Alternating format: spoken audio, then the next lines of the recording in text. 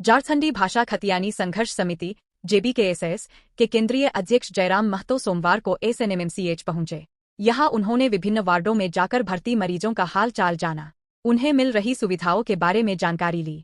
वहीं medical college के प्राचार्य सह प्रभारी अधीक्षक डॉ ज्योति रंजन प्रसाद से मरीजों व अस्पताल में कार्यरत आउटसोर्स कर्मियों से जुड़े विभिन्न मुद्दों को लेकर वार्ता की।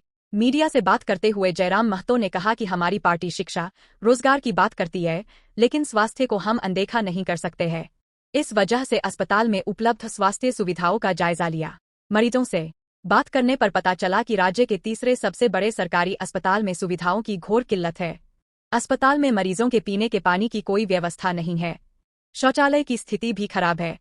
आवश्यक दवाएं भी मरीजों को बाहर से खरीदनी पड़ रही है। बेड पर चादर नहीं है। नवजात बच्चों को गमछा में लपेट कर रखा जा रहा है।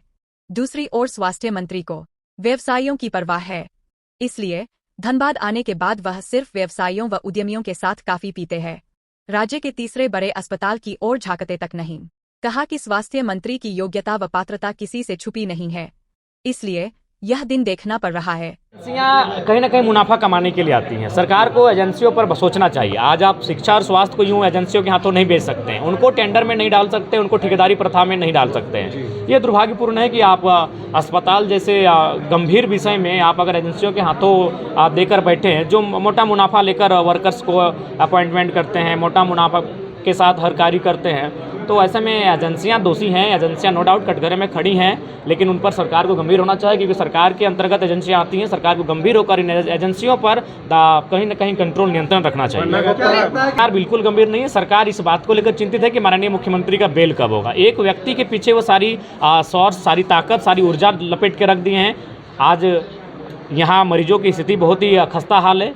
यहाँ विजिट होना चाहिए।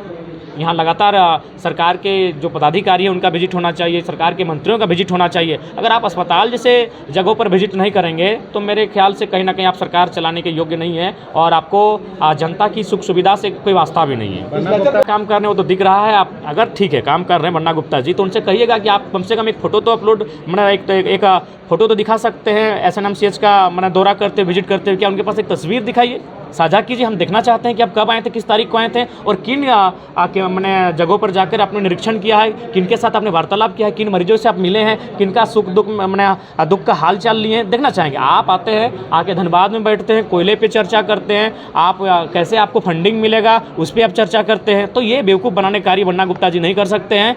कहीं ना कहीं आज स्वास्थ्य मंत्री कटघरे में, अगर हमारी स्वास्थ्य की व्यवस्था लचर है तो आपको त्यागपत्र दे देना चाहिए।